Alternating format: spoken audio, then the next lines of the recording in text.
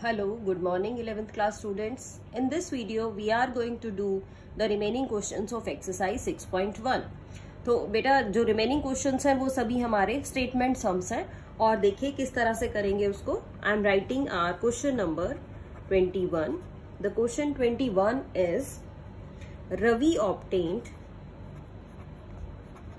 obtained 70 and 75 marks in first two unit tests. Find the minimum marks. Find the minimum marks he should get in the third test to have an average of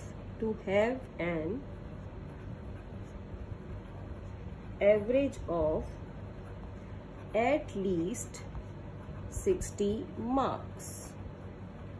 देखिए बेटा statement को समझिए. पहले क्या है statement? Ravi obtained 70 and 75 marks in first 2 unit test. Ravi के पहले 2 unit test में 70, पहले यूनिट टेस्ट में 70 मार्क्स आए हैं, दूसरे वाले यूनिट टेस्ट में उसके 75 मार्क्स आए हैं. अब क्वेश्चन में आपको क्या फाइंड आउट करना है? ये कह रहा है कि फाइंड द मिनिमम मार्क्स, कि उसको कम से कम कितने और मार्क्स चाहिए थर्ड टेस्ट में to have an average of at least 60 marks, कि वो थर्ड में कम से कम कितने मार्क्स ले कि उसके पास 60% जरूर बन जाए मार्क्स. उससे ज्यादा हो जाए तो कोई प्रॉब्लम नहीं है, यानी मिनिमम 60% होना चाहिए, यानी लेस देन और इक्वल टू 60 तो जरूर होने चाहिए उसके मार्क्स. और अगर इससे ज्यादा हो जाते हैं मीन्स इससे ज्यादा मार्क्स वो ले सकता है पर इससे कम नहीं ले सकता. तो हमें उसका इंटरवल फाइंड आउट करना है, वो लिमिट बतानी है, वो परफेक्ट वैल्यू बतानी है कि उसके कितने मार्क्स हो कि वो 60% जरूर अटेम्प्ट कर जाए. तो इसको कैसे करेंगे बेटा? हम इसमें क्या कर रहे हैं, हम इसमें अज्यूम कर लेते हैं. Let he scored in third test. हमने ये मान लिया है बेटा कि उसको थर्ड टेस्ट में कितने मार्क्स मिले हैं? x मार्क्स मिले हैं उसको थर्ड टेस्ट में.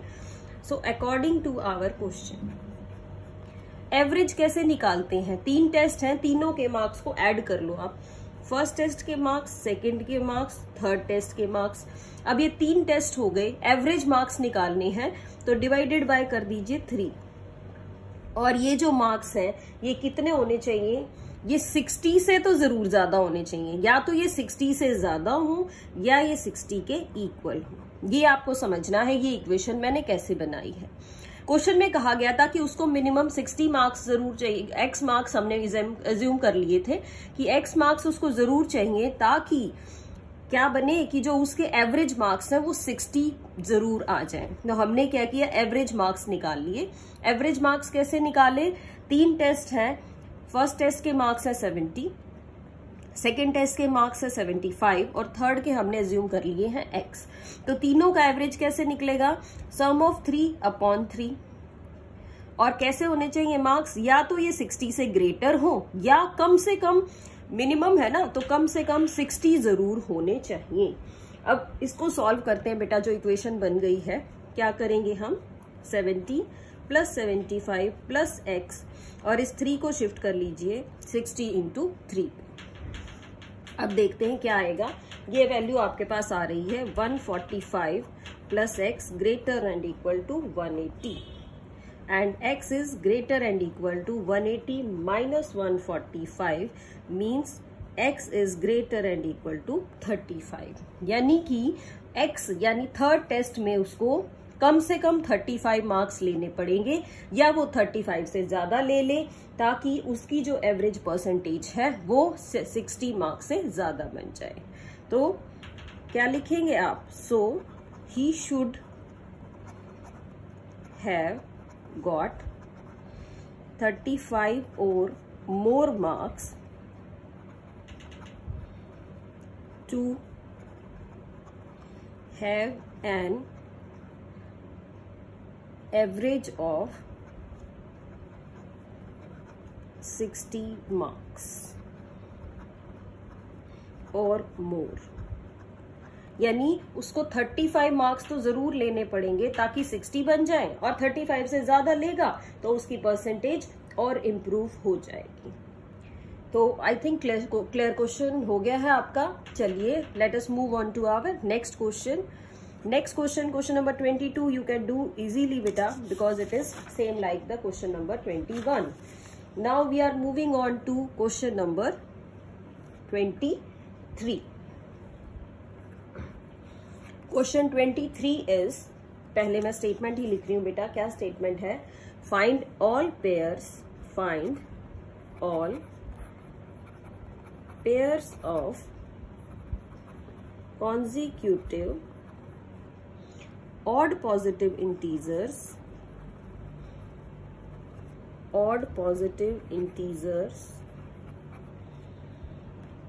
both of which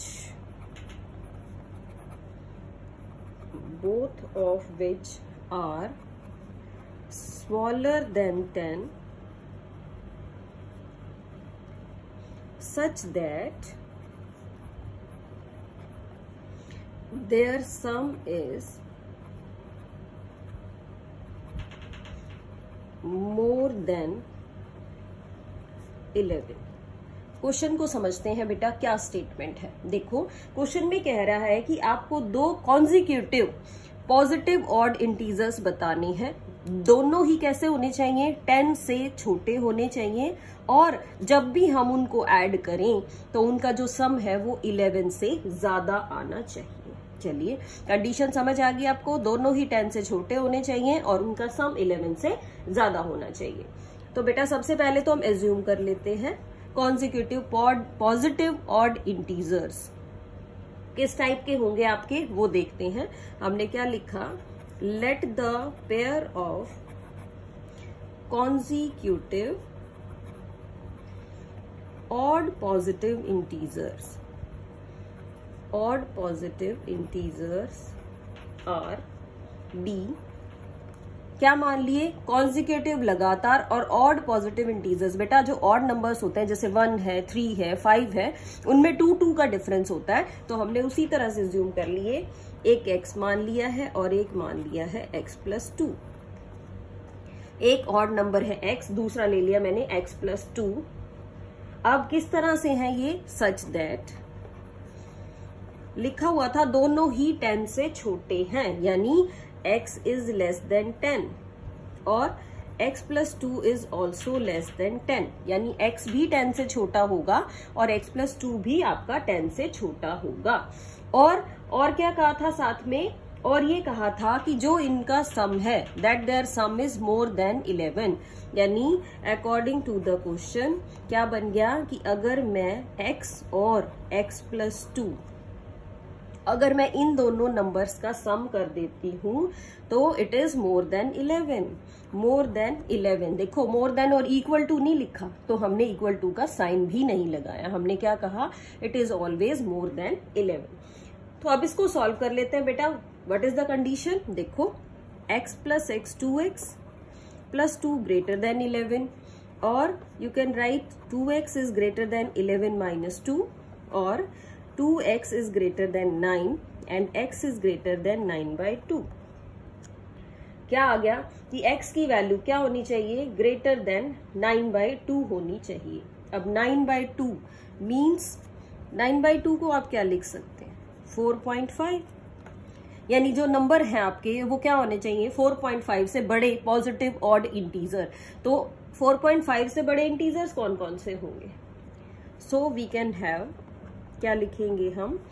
so we can have 5, 7, 9 as positive odd integers greater than 4.5। ये इंटीजर्स हो सकते हैं ग्रेटर देन 4.5 एंड और साथ में क्या है? Less than 10। वो नंबर लेने जो 10 से छोटे भी हों। ये 10 से छोटे भी हैं और 4.5 से ग्रेटर भी हैं। अब साथ साथ और क्या कहना है, साथ साथ ये भी है कि जब भी आप नंबर्स ऐड करें तो हमें ये कहा गया था कि आप पॉसिबल पेयर्स बताएं, पेयर बनेंगे ना नंबर्स के, तो हम कह रहे हैं पॉसिबल पेयर्स आर, एक नंबर 5 है तो बेटा दूसरा 7, ऐड करो 11 से ज्यादा आ गया। दूसरा अगर एक नंबर 7 है तो दूसरा हो जाएगा 9, तो इसको भी आप ऐड करके देख लीजिए, ये भी 11 से ज्यादा आएगा। क्या मैं 9 और 11 ले सकती हूँ? क्यों? क्योंकि 11 तो ले ही नहीं सकते आप। नंबर कैसा होना चाहिए आपका? लेस देन कैसा होना चाहिए? 10। तो यहाँ पे आप लिख सकते हैं चाहे तो कि x can not be 9, x की वैल्यू आप 9 नहीं ले सकते। बिकॉज क्यों नहीं ले सकते? कि x प्लस 2 क्या बन गया? 9 प्लस 2 11 बन गया 11, and which is not less than 10, कि ये जो 11 है ये 10 से छोटा नंबर तो नहीं है। हमने क्या कहा था कि जो आपका नंबर है वो दोनों ही नंबर्स कैसे हैं? 10 से छोटे हैं। तो आपके पास जो पॉसिबल पेयर्स आएंगे ऑड नंबर्स के वो कौन कौन से आ गए? एक तो आ गया 5-7 का पेयर और एक आ जाएगा 7 और 9 का पेयर। सो ये क्वेश्चन भी हो गया है बेटा आपका। अब मैं बात करूंगी question number 4। Question number 4 is same as the question number 23। You can easily do it because it is almost same. Now I am moving on to our question number 25. What is question number 25? देखिए बेटा question number 25 में क्या कह रहा है आपको? ये कह रहा है the longest side of a triangle. The longest side of a triangle is 3 times the shortest side, and the third side is 2 centimeter shorter than the longest side. क्या पूछा गया है? If the perimeter is, अगर perimeter कितना होगा? At least 61 centimetre, find the minimum length of the shortest side. देखिए question समझते हैं बेटा। क्या स्टेटमेंट है? ये कह रहा है एक ट्राइंगल है, उसकी जो सबसे बड़ी साइड है वो 3 टाइम्स है शॉर्टेस्ट साइड से, यानी जो सबसे छोटी साइड है उसका आप 3 टाइम्स कर दीजिए तो आपके पास लॉन्गेस्ट साइड आ जाएगी। फिर कहता है कि जो थर्ड साइड बची वो क्या है? 2 centimetre shorter than the longest side. वो जो सबसे बड़ी साइड है उससे 2 सेंटीमीटर छोटी है आपकी थर्ड साइड। और साथ में कहा गया if the perimeter is at least 61 centimetre, अगर ये पेरीमीटर कम से कम 61 सेंटीमीटर हो, इसका पेरीमीटर कैसा हो? कम से कम 61 सेंटीमीटर हो, 61 से ज्यादा हो सकता है, तो आप क्या बताएंगे? Find the minimum length of shortest side. तो कम से कम छोटी साइड आपको कितनी लेनी पड़ेगी कि उन सब का पेरीमीटर 61 आए कम से कम। तो देखिए बेटा स्टार्ट करते हैं, हम एज्यूम कर लेते हैं। लेट द शॉर्टेस्ट साइड बेटा मैंने मान ली है x सेंटीमीटर। अब अगर शॉर्टेस्ट साइड पता चल गई तो आप लॉन्गेस्ट साइड लिख लीजिए। क्यों? क्योंकि जो लॉन्गेस्ट थी वो 3 टाइम्स द शॉर्टेस्ट साइड थी, तो इसका 3 टाइम्स कर लिया हमने। अब कहता है थर्ड साइड, थर्ड और लिख लेते हैं। तो जो थर्ड साइड है वो क्या बनेगी? थर्ड साइड कहा गया था 2 सेंटीमीटर शॉर्टर, 2 सेंटीमीटर कम है लॉन्गेस्ट से, यानी लॉन्गेस्ट है आपकी 3x, इसमें से 2 आपने लेस कर लिया, ये बन गई आपकी थर्ड साइड। अब according to the question perimeter कैसा होना चाहिए? पेरीमीटर कम से कम 61 होना चाहिए। तो 61 से ज्यादा हो सकता है पेरीमीटर या 61 के इक्वल हो सकता है ना। कम से कम 61 होना चाहिए, इसका मतलब 61 भी हो सकता है। तो हमने क्या किया, इक्वल टू का साइन लगाया है इसके साथ। अब पेरीमीटर क्या होता है बेटा, sum of all the sides. तो हम इसको ऐड करते हैं, x plus 3x plus 3x minus 2 greater and equal to 61। Add कर लेते हैं बेटा, 3 and 3 6 1 7। इसको सॉल्व करेंगे, ये आपका आ जाएगा 61 plus 2 that is 63 and the value of x is 63/7 that is 9। और यू कैन से कि जो x है आपका वो 9 या 9 से बड़ा आना चाहिए। तो आप साइड्स निकाल सकते हैं। सो क्या निकालनी थी, minimum length of shortest side. Minimum length of shortest side is, shortest side क्या थी आपकी, x थी, तो इसकी मिनिमम लेंथ क्या होनी चाहिए, 9 सेंटीमीटर। कम से कम ये 9 सेंटीमीटर जरूर होनी चाहिए। अगर ये 9 सेंटीमीटर से बड़ी होगी तो क्या होगा, पेरीमीटर 61 से और बड़ा आ जाएगा। कम से कम इतनी हम इसको जरूर लेंगे। चलिए बेटा, एक क्वेश्चन और बचा हुआ है आपका, हम क्वेश्चन नंबर 26 की बात करते हैं। क्वेश्चन नंबर 26 देखिए क्या है। Question number 26 is, a man wants to cut, a man wants to cut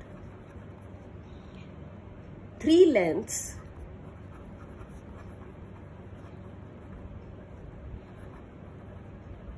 from a single piece of board of length 91 centimeter. The second length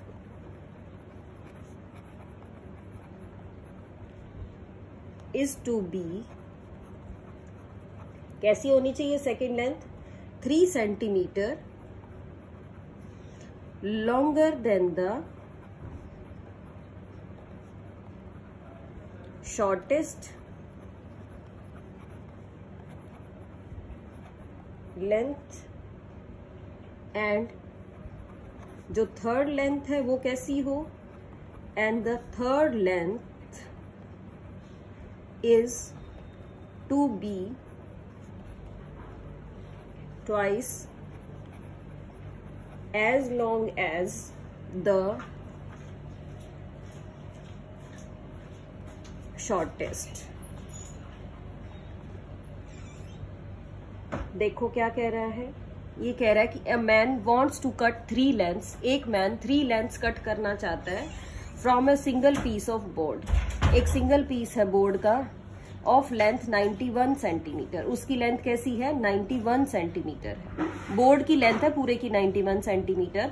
अब ये कह रहा है कि इसको कट करना है, तो कैसा कह रहा है कि जो सेकेंड लेंथ होनी चाहिए ना, वो होनी चाहिए 3 centimetre longer than the shortest, 3 centimetre छोटे वाली से बड़ी होनी चाहिए सेकेंड वाली, और जो थर्ड लेंथ है वो ट्वाइस होने चाहिए किसकी, शॉर्टेस्ट की, जो सबसे छोटी है उसकी ट्वाइस तो हो आपकी थर्ड लेंथ, और सेकेंड लेंथ होगी उससे 3 centimetre longer.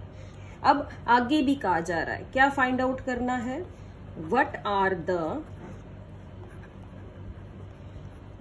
Possible lengths of the shortest board if the third piece is to be at least 5 centimeter longer than the second। यानी कह रहा है आपको पॉसिबल लेंथ बताइए शॉर्टेस्ट बोर्ड की कितनी होगी, कि ये जो थर्ड पीस हम लेंगे वो थर्ड पीस कैसा होना चाहिए, सेकंड वाले से 5 सेंटीमीटर ज्यादा होना चाहिए। तो बेटा इसकी पहले तो साइड से जूम कर लेते हैं। लेट साइड्स ऑफ बोर्ड या बोर्ड्स बी क्या क्या हो सकती है? जो सबसे छोटी है उसको x मान लीजिए, तो सेकंड वाली क्या हो जाएगी? x प्लस 3, क्योंकि वो उससे 3 सेंटीमीटर ज्यादा है। और जो थर्ड वाली है उस पे क्या कंडीशन है? वो छोटे वाली की ट्वाइस है। छोटे वाली की ट्वाइस का मतलब है 2x, वो छोटे वाली की ट्वाइस यानी कि 2x हो गई है। क्या करें अब? तीनों साइड्स आ गई हैं आपके पास। कौन कौन सी साइड्स आई? एक तो हमने शॉर्टेस्ट वाली x ले ली, दूसरी वाली हो गई x प्लस 3, और तीसरे वाली जो थर्ड लेंथ है वो क्या होगी? Twice as long as the shortest, वो छोटे वाली की ट्वाइस है। तो ये कंडीशंस आ गई हमें समझ में। अब कहा था कि ये पूरा बोर्ड है कितनी लेंथ का? पूरा बोर्ड है आपका 91 सेंटीमीटर का, यानी मैं इन तीनों को ऐड कर दूं तो ये या तो पूरा 91 सेंटीमीटर बना देगा, या ये 91 से कम रह जाएंगी, थोड़ा सा कार्डबोर्ड आपका बच जाएगा। उसी अकॉर्डिंग हम इसको लिखेंगे। चलिए देखिए बेटा, उसके साथ साथ एक और कंडीशन पे भी हमें ध्यान देना होगा कि ये जो शॉर्टेस्ट बोर्ड है ना, उसमें क्या लिखा हुआ है कि जो थर्ड पीस है, थर्ड पीस यानी ये 2x, ये 2x बड़ा होना चाहिए किससे? सेकंड वाले से 5 सेंटीमीटर ज्यादा। तो दो कंडीशंस लेके चलेंगे हम इस क्वेश्चन में। देखो कौन कौन सी दो कंडीशन है। एक तो ये कि तीनों बोर्ड्स की जो लेंथ है आपकी, अकॉर्डिंग टू द क्वेश्चन क्या हो गया? तीनों बोर्ड्स की लेंथ कैसी होनी चाहिए? 91 या 91 से कम हो। जब बोर्ड है ही बेटा आपके पास 91 सेंटीमीटर का, तो इससे ज्यादा तो ये हो नहीं सकती। तो हम या तो इससे कम लेंगे या फिर पूरा 91 हो सकता है, पूरा का पूरा इसमें कवर हो जाए। दूसरी कंडीशन कि जो आपकी क्या है? थर्ड पीस है, थर्ड पीस है 2x। थर्ड पीस कम से कम इससे 5 सेंटीमीटर लॉन्गर होना चाहिए। तो ये थर्ड पीस बड़ा होगा या इक्वल होगा किसके? सेकंड से 5 ज्यादा। सेकंड क्या है आपकी? ये है सेकंड, यानी x प्लस 3 और प्लस करेंगे 5। सेकंड में 5 ऐड करेंगे, कम से कम इतना तो जरूर होगा, इससे बड़ा भी हो सकता है। अभी नहीं, दोनों कंडीशंस को हमने सॉल्व करना है। देखिए ऐड करिए इसको, 4x plus 3 less than equal to 91, और यहां पे भी ऐड करके लिख लो 2x, x को शिफ्ट कर लो, ये हो गया 8, यानी 4x is less than equal to 91 minus 3 and x is greater and equal to 8। 4x is less than equal to 88 and x is greater than equal to 8। यहां से x आपका आ गया है 22, और ये कह रहा है कि जो x है वो ग्रेटर देन होना चाहिए 8 के, यानी जो साइड्स हैं आपकी वो 22 से छोटी या 22 के इक्वल होनी चाहिए, और 8 या 8 से बड़ी होनी चाहिए। दोनों ही साइड रिस्ट्रिक्ट हो गई हैं। तो या तो ये कंडीशन हो और ये भी कंडीशन हो। तो आप कैसे लिख सकते हैं इसको? मैं ये लिख सकती हूँ कि 8 less than equal to x and less than equal to 22। दोनों को मैंने कंबाइन कर लिया। देखो इससे पहले मैंने ये कंडीशन लिख ली और बाद वाली से ये कंडीशन लिख ली है। तो इस तरह आप इन लीनियर इनइक्वालिटीज को बेटा कंबाइन करके भी लिख सकते हैं। तो हम क्या कहेंगे? So possible length of board is at least 8 centimetre long, कम से कम 8 सेंटीमीटर बड़ी होगी, but not more than 22 centimetre long.